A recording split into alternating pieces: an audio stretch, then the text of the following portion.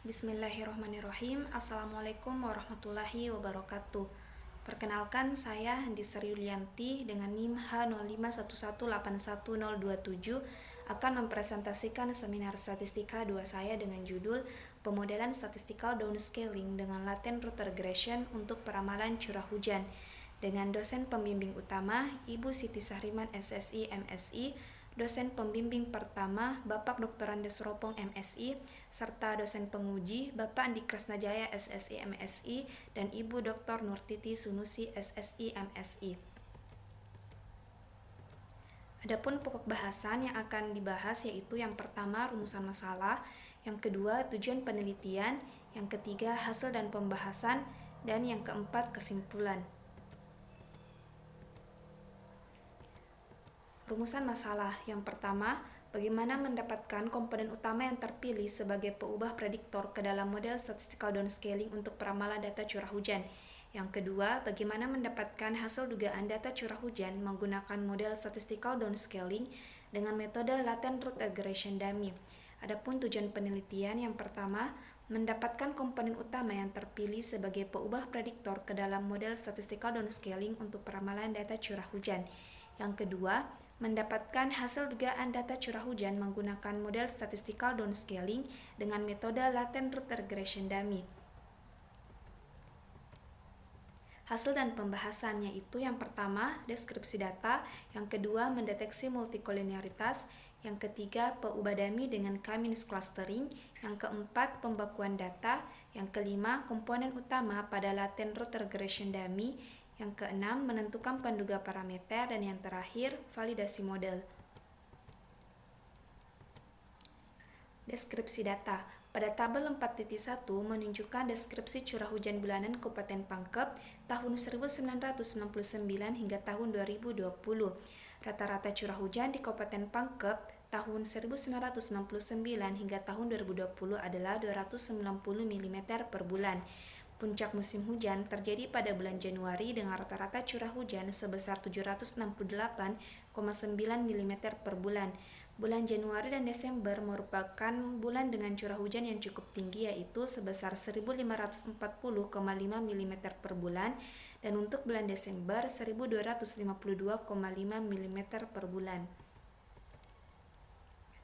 Ya, gambar 4.1 merupakan plot curah hujan bulanan Kabupaten Pangkep tahun 1969 hingga tahun 2020 yang menunjukkan berbentuk pola seperti huruf U, yaitu dengan rata-rata curah hujan di bulan Januari dan Desember merupakan bulan dengan curah hujan yang tinggi serta di bulan Agustus merupakan bulan dengan curah hujan yang rendah.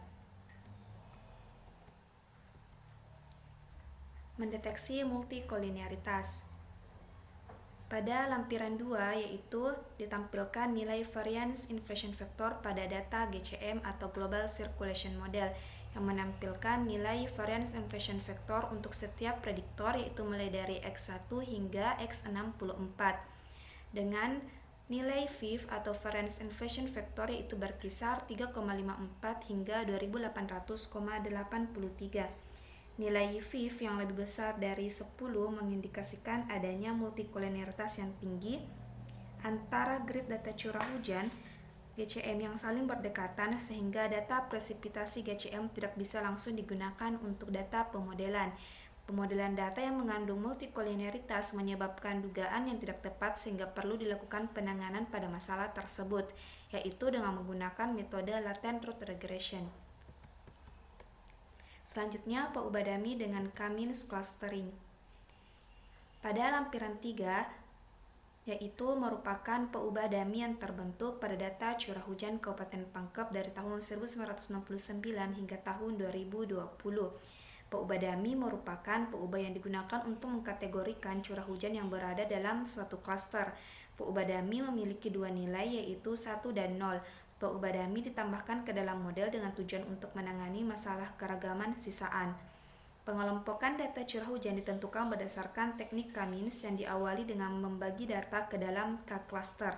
Curah hujan dengan 4 klaster menghasilkan pembagian yaitu kelompok 1 mulai dari 235,7 hingga 607 mm per bulan. Kemudian kelompok 2 mulai dari 0 hingga 231,5 mm per bulan. Kelompok 3 619 hingga 1019 mm per bulan. Dan kelompok 4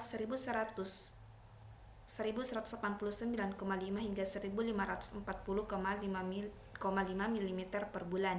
Maka dari itu, jumlah peubah dami yang digunakan dalam pemodelan statistical downscaling adalah 3 peubah dami, yaitu D1, D2, dan D3. Selanjutnya, pembakuan data. Untuk mengatasi masalah multikolinearitas dengan metode latent root regression, terlebih dahulu dilakukan pembakuan data pada peubah respon dan prediktor. Pembakuan tersebut dilakukan dengan cara menghitung nilai rata-rata dan simpangan baku. Selanjutnya akan dihasilkan hasil pembakuan data pada peubah respon dan prediktor sesuai dengan pada yang di lampiran 4. Komponen utama pada latent root regression. Data yang mengandung multikolinearitas dapat diatasi dengan menggunakan metode latent root regression yang merupakan perluasan dari regresi komponen utama. Komponen utama yang terbentuk pada latent root regression didasarkan pada matriks korelasi yang diperoleh dari penggabungan peubah respon dan prediktor yang telah dibakukan pada lampiran 4 yang sebelumnya telah ditampilkan. Kemudian, dari matriks korelasi tersebut akan terbentuk akar laten dan vektor laten, yaitu dapat dilihat pada tabel 4.3 dan tabel 4.4. Untuk menentukan komponen utama yang akan digunakan pada tahap analisis, dilakukan dengan mengambil komponen utama dengan nilai akar laten atau disimbolkan dengan lambda J, yaitu lebih besar dari 0,3, dan elemen pertama vektor laten atau disimbolkan dengan gamma 0J, yaitu lebih besar dari 0,15. Didapatkan bahwa lambda 0, lambda 1, lambda 2 hingga lambda 10 masing-masing lebih besar dari 0,3, dan gamma 011, gamma 012 dan hingga gamma 014 masing-masing lebih besar dari 0,15, sehingga vektor ini yang akan digunakan. Maka dari itu 15 komponen utama yang digunakan dalam tahap analisis dan telah mampu menjelaskan sebesar 98,35% dari total variansi sampel. Setelah menentukan akar laten dan vektor laten yang akan digunakan, maka diperoleh 15 komponen utama, yaitu dapat dilihat pada model yang terbentuk, yaitu PC1 hingga PC15. 15 komponen utama tersebut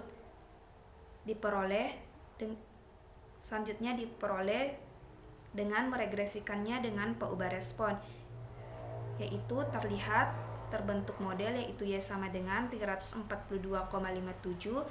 kurang 36,21 PC1 hingga 47,11 PC15.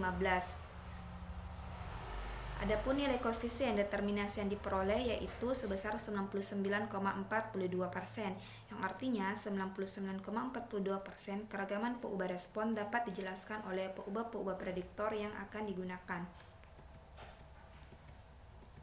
Selanjutnya menentukan penduga parameter. 15 komponen utama yang digunakan dalam memperoleh vektor koefisien regresi dengan kuadrat terkecil termodifikasi pada data yang telah dibakukan dapat dilihat pada tabel 4.5. Adapun penduga koefisien regresi pada data asal diperoleh dengan membagi koefisien regresi pada peubah yang telah dibakukan dan hasilnya dapat dilihat pada tabel 4.6. Adapun dugaan koefisien regresi beta 0 diperoleh yaitu dapat kita lihat dihasilkan bahwa nilai beta 0 yaitu minus 547,62, sehingga persamaan regresi pada data asal dengan metode latent root regression dummy diperoleh yaitu dengan model Y sama dengan minus 547,62 dikurang 12,07 X1 hingga 460,8 D3. Salah satu asumsi yang harus dipenuhi dalam model regresi adalah sisaan memiliki ragam yang homogen atau homoskedastisitas. Sisaan memiliki ragam yang homogen apabila plot sisaan memiliki lebar pita yang sama untuk semua nilai dugaan curah hujan. Gambar 4.2a menunjukkan bahwa nilai dugaan curah hujan yang rendah lebih berpusat pada nilai sisaan di sekitar 0 hingga 250, sedangkan pada nilai dugaan curah hujan yang tinggi relatif semakin menyebar di setiap nilai sisaan sehingga membuat lebar pita sisaan tidak sama untuk semua nilai dugaan curah hujan. Hal tersebut menunjukkan adanya heteroskedastisitas. Oleh karena itu, peubah dummy digunakan untuk mengatasi ragam sisaan yang heterogen tersebut. Gambar 4.2b menunjukkan plot curah hujan dugaan dengan sisaannya lebih homogen dibandingkan gambar 4.2. Tebaran sisaan dari model latent root regression dummy membentuk lebar pita sisaan yang tidak sama hanya di beberapa nilai curah hujan dugaan tertentu. Tabel 4.7 menunjukkan bahwa model latent root regression tanpa dummy menghasilkan nilai R-square sebesar 99,35%. Yang artinya sebesar 99,35% keragaman peubah respon dapat dijelaskan oleh peubah-peubah prediktor yang digunakan. Adapun nilai R-square pada model latent regression dummy yaitu sebesar 99,42%, yang artinya bahwa dengan penambahan peubah dummy mampu menaikkan nilai R-square sebesar 0,07%, atau model latent regression dummy mampu menjelaskan keragaman data relatif sama dengan model tanpa dummy. Adapun nilai root mean square error atau RMSE yang dihasilkan pada model latent regression tanpa dummy sebesar 24,64, sedangkan model latent regression dummy memiliki nilai RMSE sebesar 23,23. Model yang baik adalah model dengan nilai RMSE yang kecil, yaitu model latent regression dummy. Maka dari itu, dengan adanya penambahan peubah dummy dalam model dapat mempengaruhi nilai R-square dan nilai RMSE.